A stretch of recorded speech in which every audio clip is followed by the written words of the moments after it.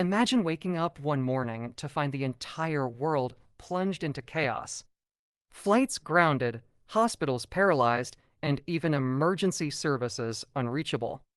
This isn't a dystopian movie plot, it's a real event that happened because of one tiny software update. What if I told you that the most trusted IT security provider in the world caused the worst IT disaster in history? Stay tuned, because in the next few minutes, we're diving deep into how this catastrophe unfolded hour by hour and revealing the shocking truth behind it all. The world goes dark. CrowdStrike was the world's largest and most respected IT security provider. But one tiny update made them the culprits of the worst IT disaster in history. In this video, we'll break down the event hour by hour.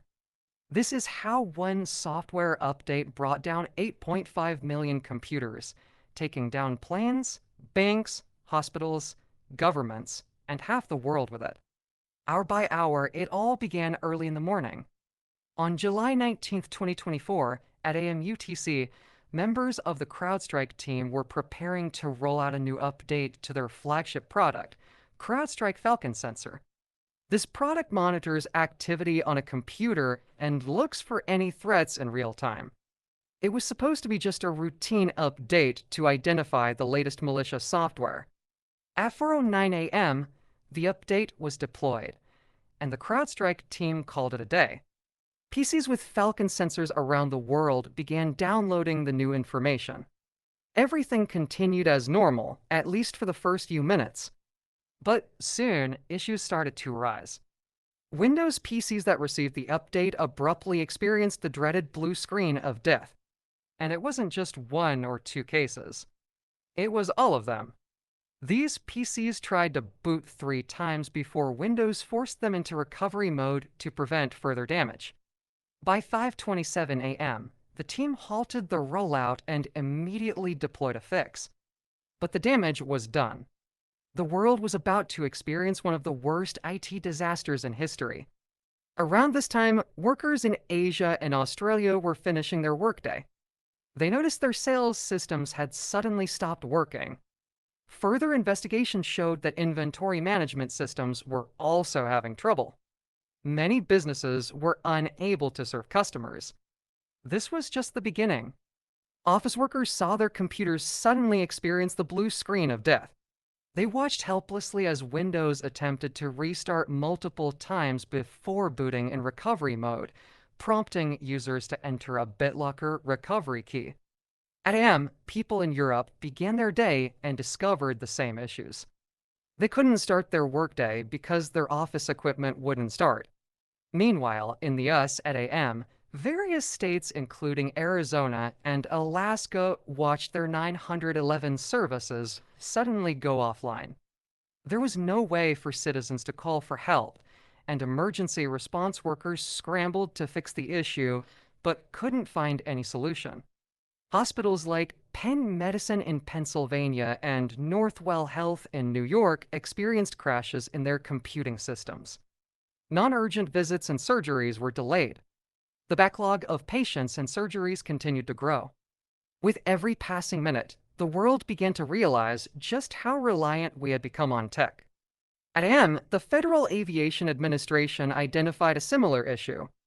Flight navigation systems were failing.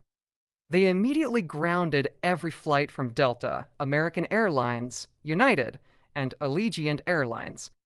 Over 5,000 flights were grounded, and 35,000 flights were delayed as staff tried to resolve the issue. Over 1 million passengers were left stranded. Cargo flights from UPS, FedEx, and other shipping companies also saw their computer systems go down, causing delays in package deliveries. At 9:45 a.m. UTC, amidst peak panic, CrowdStrike CEO George Kurtz tweeted, "CrowdStrike is actively working with customers impacted by a defect found in a single content update for Windows hosts. Mac and Linux hosts are not impacted. This is not a security incident or cyber attack. The issue has been identified, isolated, and a fix has been deployed." Despite the statement, all impacted Windows computers had to be fixed manually. Between 10 and a.m., public transport in the northeast of the United States came to a halt. Trains and buses couldn't depart. Passengers were forced to wait with no idea when things would resume. By PM, many global and regional banks experienced outages, and their customer portals stopped functioning. The US federal government began an investigation working directly with CrowdStrike to resolve the ongoing crisis. At PM, federal agencies were still trying to fix the issues, while hospitals still reported outages. President Biden was briefed on the crisis, and CrowdStrike CEO issued another statement apologizing and offering support. Much of the world was back online within a day, but massive issues still lingered since each device had to be manually fixed. Even though it was less than 1% of all Windows machines, the impact was massive, especially since these were critical devices at banks, airlines, hospitals, governments, and more. What happened? So, how did all of this happen? How did one update impact the ID world so greatly and so quickly? It comes down to how CrowdStrike works. CrowdStrike's Falcon sensor operates at the lowest possible level of your computer, the kernel. This means it can see everything at the lowest level of monitoring, making it highly secure, but also highly risky. The faulty update created a logic error, causing stability issues that led to Windows crashing the computers to prevent further damage. CrowdStrike's automated checks, called Content Validator, failed to catch the issue. Due to baseline trust from previous tests and successful deployments, no additional testing was performed, and the bad update reached clients, causing the massive global ID outage. If they had tested this manually on any Windows PC, they probably would have noticed the issue. Virtually all modern tech infrastructure uses something called staging to protect itself from bad updates. Half the computers purposefully stay an update or two behind. However, CrowdStrike bypassed this by assuming the automated checks were enough and rolled out the new information immediately. The result was untold millions of dollars in damages because the update ignored their customers' staging policies, which would have prevented this type of widespread damage. This disaster has shown just how fragile the world's ID systems can be. Many systems are just one dependency away from causing a chain reaction.